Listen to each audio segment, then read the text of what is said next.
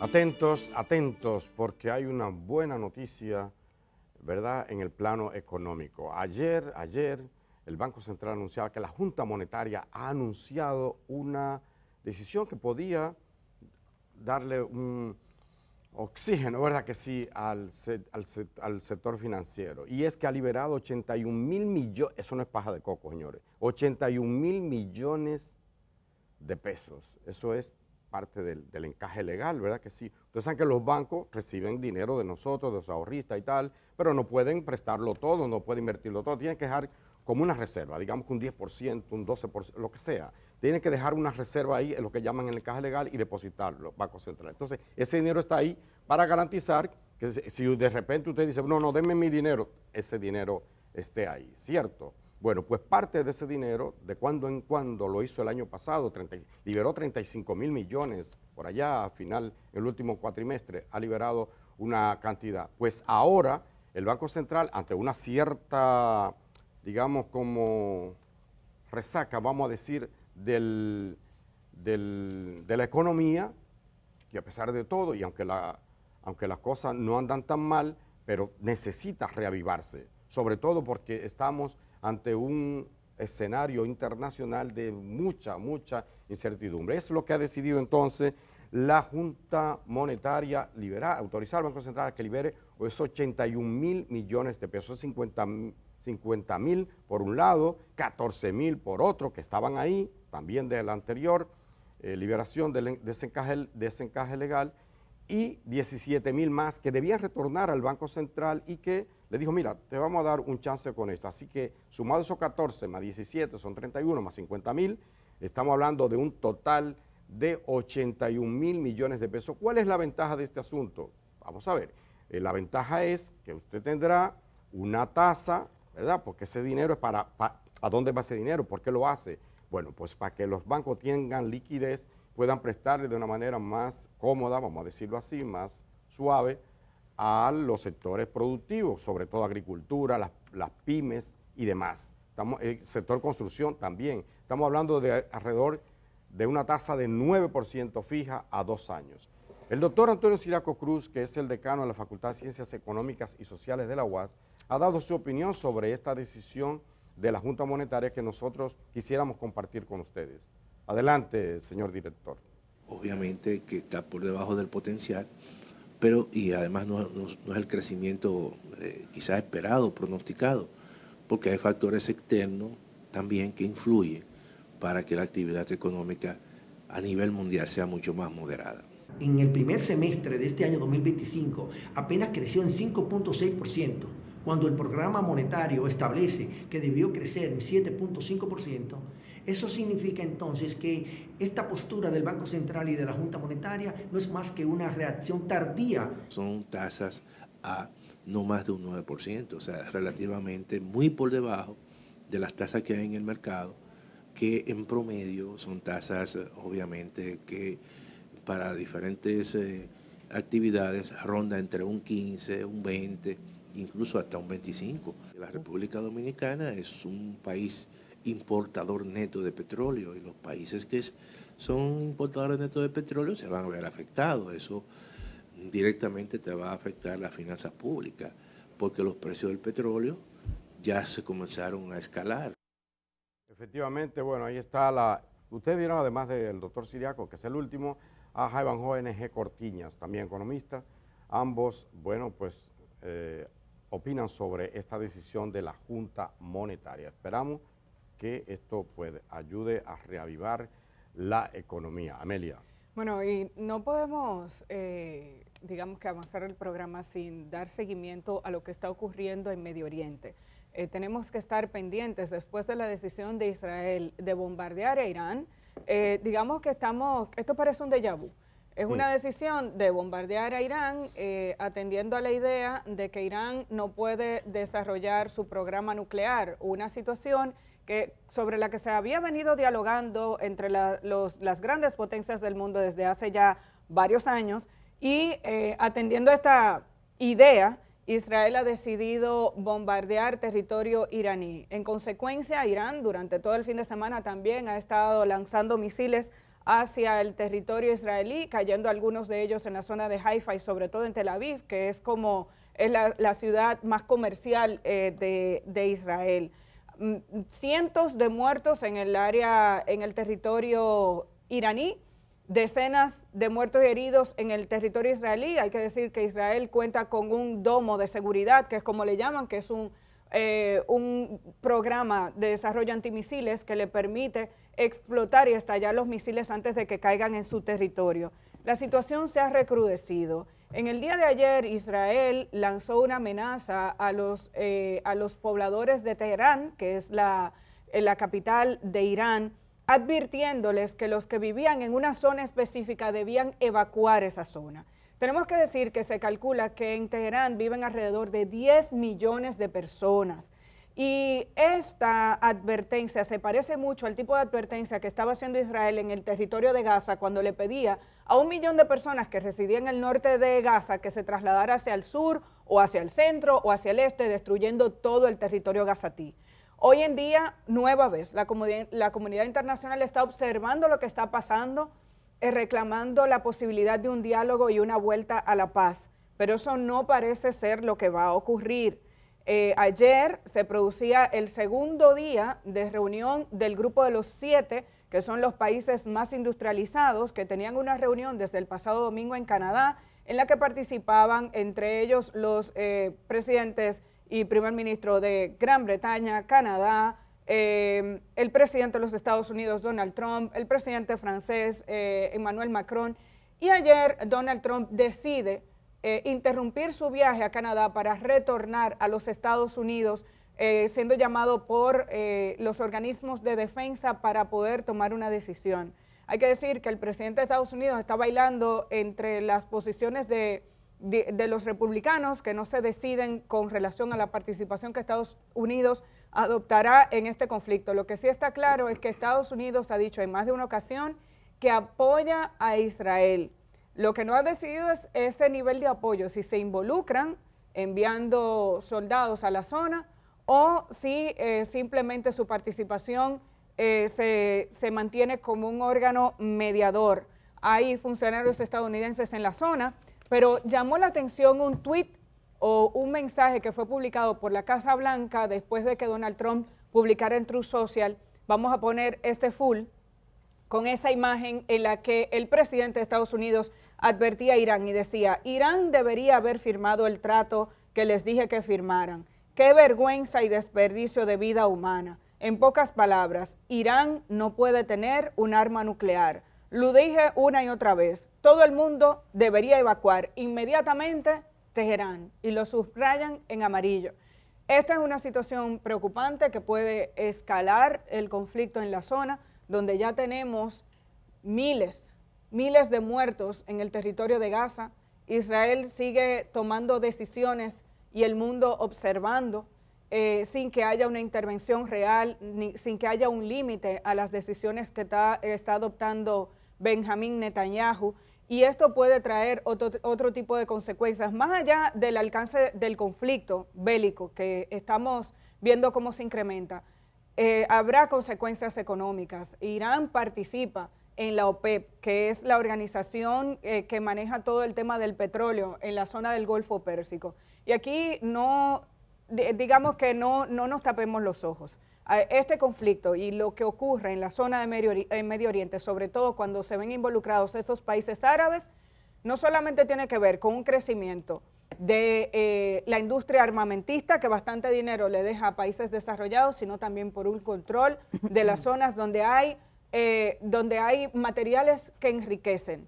Lo vemos en Ucrania con el tema de las tierras raras y ese deseo que hay, y además las ojivas nucleares, y ahora está este conflicto en Irán, sobre el cual entiendo que desarrollaremos el tema dentro de poco durante la semana, porque hemos estado dedicando más tiempo a la situación local, dada la importancia que tiene la tragedia del jet set para todos nosotros. Pero no podíamos dejar de mencionar que tenemos definitivamente los ojos puestos en otras situaciones que están ocurriendo a nivel mundial. Edith. Bueno, señores, en el día de hoy nosotros tenemos a la ingeniera Frida Muñoz, que vamos a hablar un poco de ese informe que se ha rendido del jet set. Y yo sé que a la gente le interesa saber lo que pasó, porque a veces, por ejemplo, voy a un supermercado y se acerca una persona a hablar. El otro día decía, hay una junta en tal pasillo, y te preguntan. Y la gente, y eso uno se puede percatar. De hecho, yo me percato porque a veces uno está hablando y los camarógrafos se quedan como así, como que no están en eso. Y desde que tú le hablas, ellos te ponen a ver qué fue lo que pasó. Entonces, hemos tenido acceso a un documento importante que se trata de las entrevistas completas, por ejemplo, de Gregorio Adames, que dijo mucho más que lo que dijo en la conversación que se grabó, que alguien le grabó, y las declaraciones que conocemos hasta ahora. Y hay una persona importante ahí que es José Luis García Jiménez. Yo voy a comenzar diciéndoles algunos de los datos de lo que dijo José Luis García Jiménez y después brevemente vamos a mirar lo que dijo Gregorio Adames y Luis Tomás Graviley, que habló también, que fue interrogado. En el caso de José Luis García Jiménez, fue entrevistado el día 26 de mayo por el Ministerio Público. Él le dice, ¿usted está en disposición de...? Sí, él es operador de planta de radiocadena comercial y explicó que tiene 16 años trabajando con ellos. Dice, ¿qué otras funciones usted realiza para la empresa? Cuando mi jefe inmediato, el señor Manuel Jiménez, me llama para realizar trabajo en el Jet Set o en el mismo Jalao. ¿En qué consistían los trabajos que usted realizó en Jet Set? En cambiar plafones, pintarlos de negro. Los aires tienen unos ductos que bajaban por los plafones. Uno le ponía lonas para que el agua no cayera a las personas o al suelo. Cuando esa lona ya tenía agua que salía por los plafones, uno se subía en un andamio, quitaba el plafón, sacaba la lona, botaba el agua y volvía a poner la lona. Oye, qué solución del carajo esa. Eso es una cosa sencillamente increíble. Yo digo que es más creativa la señora de la Ciénaga, que subía con un andamio, una cosa, un amarre, la cama porque se le llenaba de agua a la casa, pero tú no le podías decir que se mude. Pero ¿cómo es posible? Y oigan, este es el hombre mejor para explicar porque él era que lo hacía. Y dicen, ¿con qué frecuencia ustedes hacían eso? Cuando podía, porque yo no era empleado fijo del Jet Set, solo iba cuando podía. Este año, por ejemplo, fui como 3 veces aproximadamente. ¿Cuándo fue la última vez que usted realizó trabajo en el Jet Set? El lunes 7 de abril. Yo fui a cambiar unos plafones que se cayeron el sábado antes. Ese día fui con Julio, luego llegó Manuel Jiménez. Cuando llegamos, Gregory estaba allá y nos dijo que chequeáramos esos plafones que se habían caído frente a la tarima al lado de la pista. ¿Qué vio cuando subió a ver los plafones? Cuando verificamos, no estaban mojados, sino rotos, porque esa esquina no caía agua. Los plafones no estaban húmedos, estaban rotos de los escombros. ¿Hubo algún sonido que le llamara la atención el 7 de abril, cuando usted estuvo ahí? Dice, se escuchó un sonido. Gregory dijo que fue algo del techo que cayó.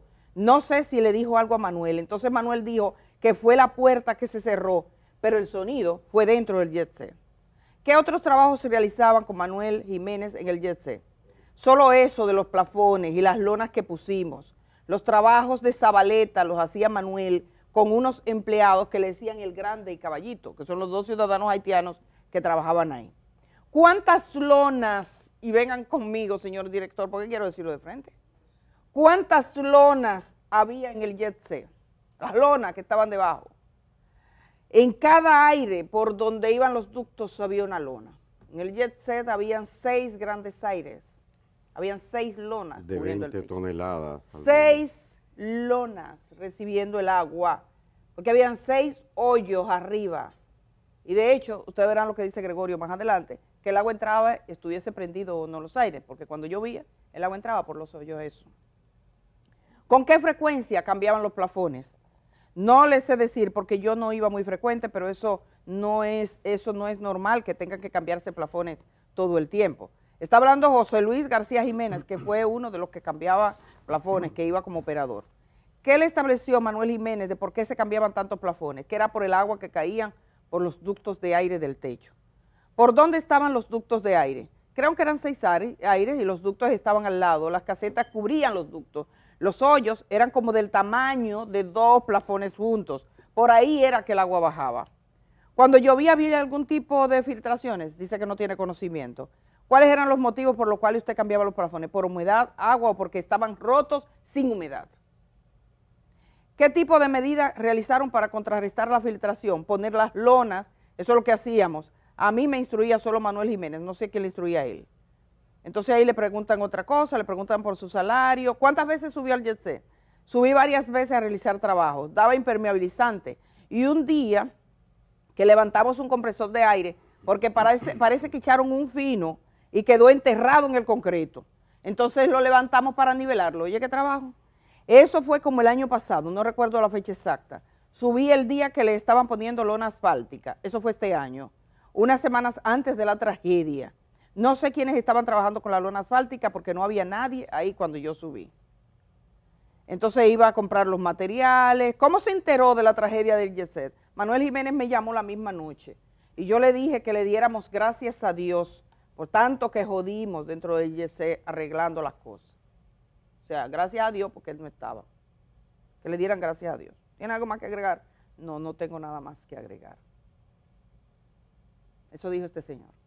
Vámonos con Gregorio Adames, que dice algunas cosas, ya él ha dicho bastante, voy a eliminar, ya ustedes lo conocen, Gregory es el joven que ha dado testimonio, que por cierto me ha extrañado de alguna gente. Vi una persona muy prominente de esta sociedad, que tiene una empresa, que con su cara limpia, con su cara, entró a comentarle a Gregory, a reclamarle que por qué él hablaba si él debía estar agradecido de que tenía trabajo. Entró. Yo quería poner eso de esa señora, que me quedé tan sorprendida, porque es una empresaria reconocida. Y yo dije, pero esta mujer no, pero la gente se la comió. Lo que él mismo reclamaba, el incluso, sentido de humanidad. El sentido de humanidad. Y le dice, otra que también tiene una empresa, le dice, ¿no te acuerdas de tu boda? Porque la boda, la señora Maribel fue la madrina. Entonces, como fue madrina, ya él tiene que, no puede decir nada. 235 muertos después, no puede hablar. Eso es un problema serio. Eso lo comentaron y yo quería, pero solamente decírselo a ustedes para que sepan que esas cosas también pasan. Gregory Adames Arias, dice él, Gregory, le preguntan, bueno, sus datos, quiénes son sus abogados y todo. ¿A qué se dedica? Él explica el trabajo que hace. Yo trabajaba en el jet set, era el encargado de reservas, asignar mesa, cobrar las entradas. Bueno, él era como de todo, él era el gran anfitrión, la persona de confianza, tenía muchos años. No voy a explicar mucho más de los años que tenía porque se sabe, el salario de él es el muchacho que ganaba unos 2,000 pesos por día, por el tiempo completo del día, vivía básicamente de la propina y todo eso. ¿Cuántos empleados? Él los detalles de los empleados, de los gerencias, de los dueños y todo. Vamos a ir al punto. ¿Cuánto la fiesta, cómo se organizaba? Él fue que dijo el número de clientes, él tenía los teléfonos de todo el mundo. Entonces explicó cómo se comunicaba el señor Espaillat con él, entregó su celular, todo eso. En el tiempo que usted tenía laborando en el jet set, ¿cuál tipo de remodelación o trabajo mantenimiento se ha realizado? Dice, remodelaciones como tal no, pero se cambiaban plafones por filtraciones constantemente. Se caían los plafones. El señor Espaillat dijo en una entrevista que era por los aires, porque se condensaba, pero no era por los aires, sino por la misma agua del techo, dice. ¿Cómo sabía que era agua? Que esa agua no era de los aires acondicionados nada más. Bueno, después del lunes ya no se abría hasta el viernes, pero si había una lluvia en los días cerrados, martes a jueves, el agua caía adentro, por lo que no era por los aires nada más, porque los aires estaban apagados, sino también por la lluvia, por un problema del techo. Para eso no hay que ser experto ni estructuralista. Las alfombras quedaban enchumbadísimas de agua, le dice. ¿Qué cantidad de agua? Demasiada, mucha agua. ¿Cuáles medidas se tomaron respecto a eso? Filtro, mucho fino, se echaban. En el tiempo que tengo trabajando se echaron por lo menos 5 o 6 finos. Bueno, los que trabajaron dicen que se echaron 4 determinados, ahora vamos a hablar con Fidel sobre esto. ¿Con qué frecuencia se echaban los finos? A partir del año 23 allá se echaron varios finos. Por ejemplo, el último fino se echó varias semanas antes de la tragedia. El día de la tragedia todavía no había concluido el poner la lona asfáltica. Normalmente los trabajos que se hacía era con haitianos, no con compañías. Había uno que le decían Caballito, otro el Grande, un dominicano que se llama José Luis, que fue el que yo acabo de leer. Ese lo dirigía el encargado de mantenimiento llamado Manuel Jiménez. ¿Quién le hacía las recomendaciones al señor Antonio Espaillat para mandar a hacer esos finos? Me imagino que el mismo Manuel Jiménez, porque él era el que se encargaba de mantenimiento. ¿Quién reportaba cada vez que había una filtración? Yo le reportaba a don Antonio directamente, él hablaba con Manuel Jiménez y todo lo demás. ¿Quién compraba los materiales? Explica. ¿Quiénes hacían el trabajo de reparación o sustitución de los plafones? Los mismos haitianos que trabajaban allá. Todo lo que se hacía en esa discoteca lo hacían ellos con José Luis, bajo la supervisión de Manuel Jiménez. ¿Cuáles materiales tenía el jet set en su techo? Bueno, las consolas de aire, que eran 6 o 7, 6 aproximadamente. Había 3 tinacos llenos. Yo debo decir que en la entrevista del señor Espaillá habló de esos tinacos. Había como una base que estaba de electricidad que entraba y las casetas que estaban puestas para tapar los conductos de aire porque no entraban por los lados, sino que se hacía un hoyo en el techo y las casetas tapaban ese hoyo. Las casetas primero estaban hechas de cartón y después se cambiaron a lucín. Los hoyos eran de 1 metro y algo de ancho cada uno. ¿Por qué afirmas que era para esos fines las casetas? Porque yo los vi, yo subía, los huecos estaban ahí. Era lo único que tapaba con las casetas. A veces cuando llovía teníamos que subir a limpiar el agua que caía alrededor de los ductos para que no filtrara tanto. Cuando dices que teníamos, ¿quiénes? Roger, Nicolás y yo. Llamábamos a Manuel y venía con los haitianos y lo barría. ¿Cuándo se instalaron los últimos aire acondicionados? ¿2024 o 2023? ¿Qué compañía fue que la instaló? Esto es importante. Lo de la compañía, no voy a entrar en ese tema ahora, pero la entrevista dice que la compañía se encargó, la compañía figura como testigo diciendo que ellos no son responsables de la instalación, pero es otra conversación. ¿Cuántas veces subía el señor Antonio Espaillá al techo? No tengo el dato exacto, pero sí subía en algunas ocasiones, cuando había alguna eventualidad. La última vez que subió fue cuando estaban trabajando con los aires este mismo año. Entonces, ¿con qué frecuencia pasaban estos inconvenientes en el techo? Siempre, eso era constante, todo el tiempo. De hecho, el señor Espaillá lo dijo, lo único que él decía, otras razones, que nada más era por la humedad de los aires. Había filtraciones siempre, con plafones siempre. Después de la pandemia esto empeoró. Eran más constantes y más filtraciones. La caída de los plafones también era constante. El plafón, cuando se mojaba, caía. En los videos del sábado anterior, 5 de abril, a la tragedia, se me ve recogiendo plafones que se cayeron. Yo subí a quitar 2 plafones más que se estaban cayendo. Eso lo reportó Maribel a don Antonio. ¿Qué hacías tú cada vez que había una problemática de esa índole? Lo reportaba. Entonces, bueno, ahí está todo lo que hacían. Mire lo que dice. Lo reportaba a don Antonio. Él se comunicaba con Manuel Jiménez para que resolviera. Por ejemplo, se ponían unas lonas azules encima de los plafones para que retuviera el agua y que no cayera sobre las personas. Luego, sacaban el agua en cubeta y volvían y ponían la lona. Esa era la solución. Entonces, ¿cuánto, ahí le hablan de las botas? ¿Qué tú lo dices? Yo no me imagino el jet set y el nivel del jet set. Haciendo ese. Con lona entre el techo y la cosa, había lona, los sí. plafones. Habían 6 lonas. Para mí eso, yo tengo como que la piel, como que lo Además, siento. como que no era una que ahí había no eran 6. Era una en cada sitio. Era una en cada aire, esa solución. Era una lona por aire, eran 6 lonas, que se recogía el agua con cubeta todo el tiempo, porque eso puede pasar. Todo el mundo ha vivido en una casa que en un momento temporalmente, pero esa es una maldita solución. O sea, oye, yo de verdad, yo me quedo así, yo no sé, piensen ustedes, no. Y lo dice él y lo dice el otro, y era con cubeta, subían con los andamios, está en la fotografía, a recoger el agua. Entonces dice, en ese lugar, la fiesta de mayor capacidad, la fiesta que más ganaba, era de unos 8 millones de pesos, una fiesta. Él lo dice. Entonces dice, repite eso. una fiesta podía llegar a ganar, la que más ganaba, llegaba a ganar hasta 8 millones de pesos, por cuando le preguntaron, lo máximo recaudado por venta de entradas a una fiesta, 8 millones de pesos. ¿A qué hora llegaste al jet set el lunes 7 de abril? A las 8 de la mañana aproximadamente para organizar la mesa, poner la reserva, prácticamente eso lo hacía yo, Roger, a veces me ayudaban. Ahí observé que aún estaban los plafones que se habían reportado del sábado sin resolver. Llamé a don Antonio a reportarle. La otra cosa es que él era el dueño y resolvía cosas menudas. O sea, había que llamar al dueño para un problema así todo el tiempo, centralizar. Eso también es parte del problema. Parece que se quedó administrándose en la misma manera que le administraba su madre, que era un negocio familiar muy cercano. No había un administrador que resuelva eso. Sí, y como una acción gerencial como de mayor nivel. Exacto. Y choca porque sabiendo que es un empresario que tiene tantas empresas, tú vas a estar atendiendo problemas de un plafón todo el tiempo. No puede ser. Sí. Digo yo, Dios, Padre. No, pero llama la atención. Sí, Dios, que se administraba como un negocio pequeño familiar todavía. Me quedo así. Mentalidad de ventorrillo se llama. Mentalidad de ventorrillo, no importa lo que tenga. ¿Qué le reportaste a don Antonio? Le preguntan a Gregory. Dice que todavía no habían ido a arreglar los plafones, que los plafones estaban tumbando pedazos del techo que estaban cayendo porque lo percibí. Solo en la mañana.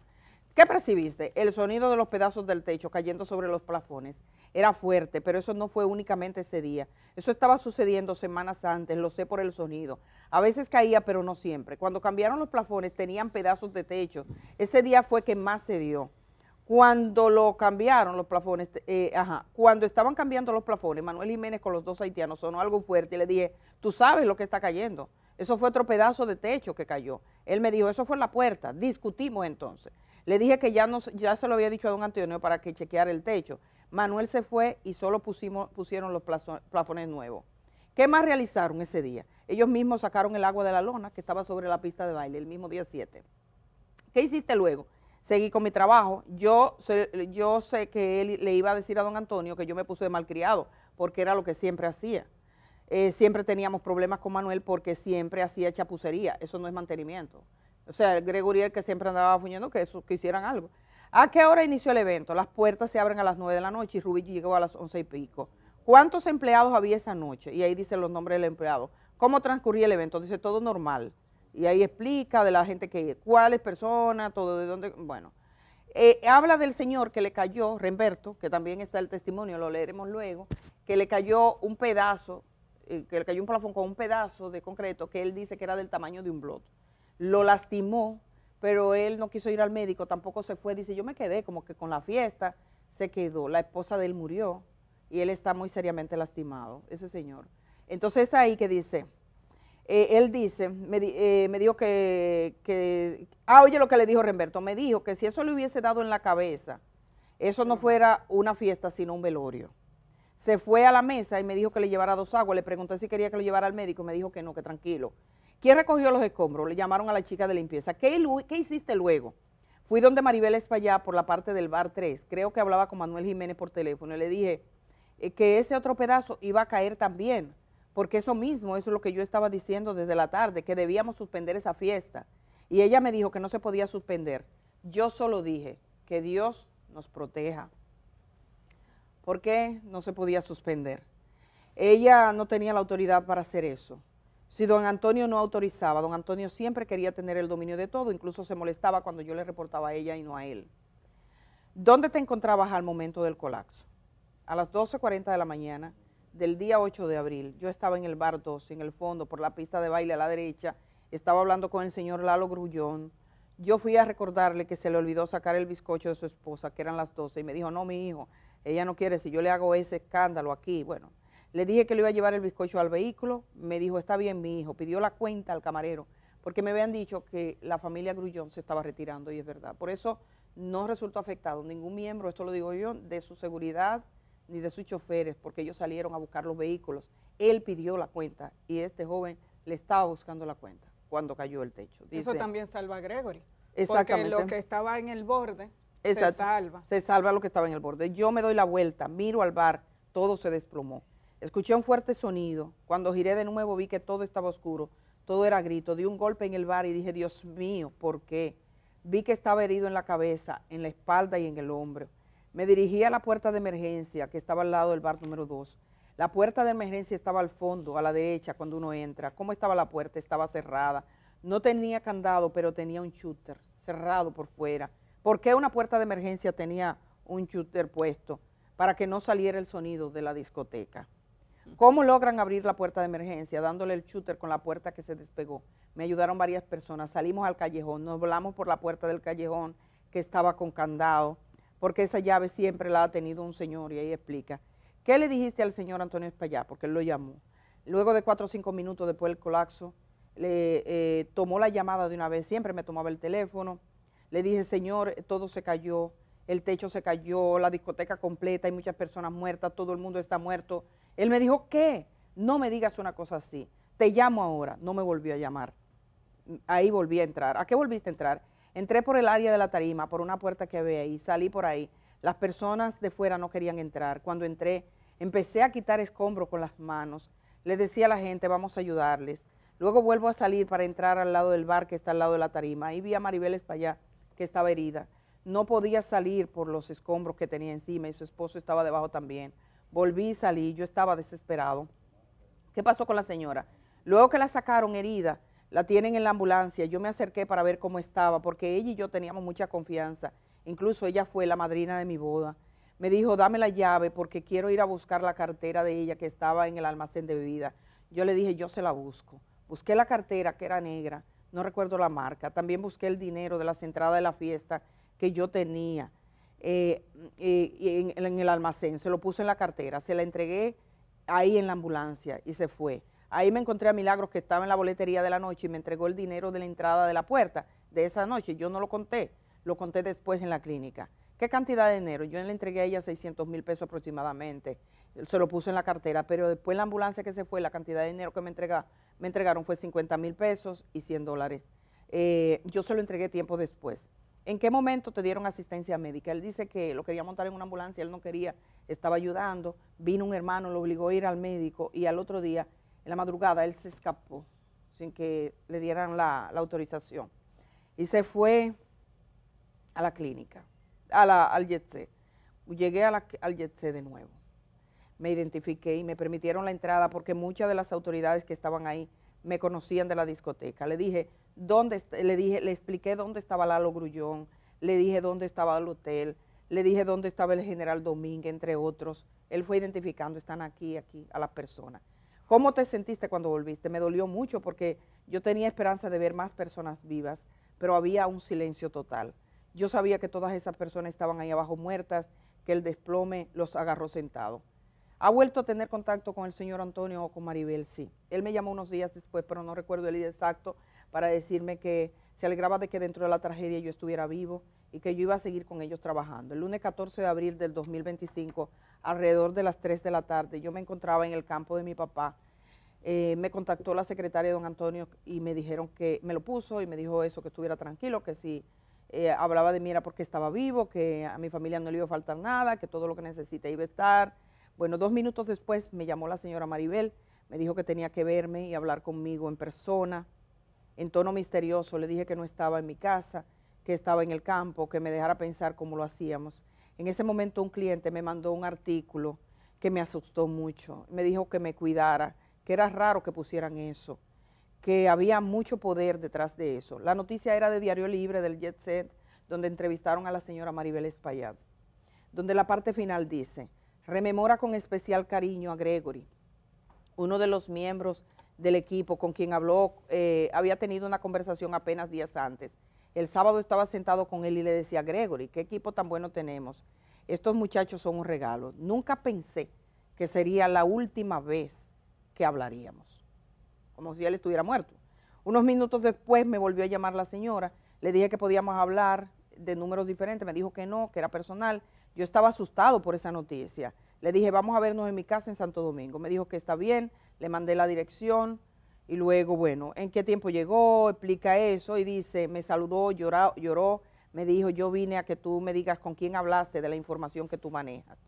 Le dije que yo no había hablado con nadie. Me dijo, porque tú sabes que eso es delicado y le pueden dar hasta 20 años de cárcel a Antonio.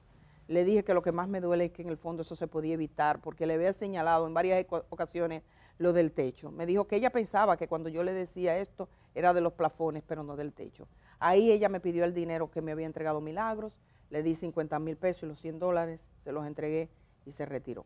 ¿Cómo se siente en este momento? Y termino con eso porque creo que Gregory lo merece.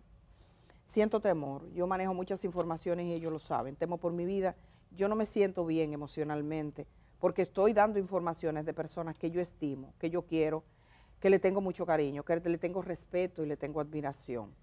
Esas personas son Maribel y Antonio. Fin de la entrevista, que terminó al otro día, 21 del mes de mayo del año 2025. Bueno, vamos a ir a la pausa. Esto fue lo que dijo ese empleado. La verdad que hay datos ahí que sobrecogen a uno, sobre todo por lo que se hacía. Por eso vamos a hablar hoy con Frinet y es una conversación que vamos a extender por lo que queda del programa para que nos explique los aspectos técnicos de ese informe que se ha dado y a la luz de estos comentarios. Vamos a la pausa.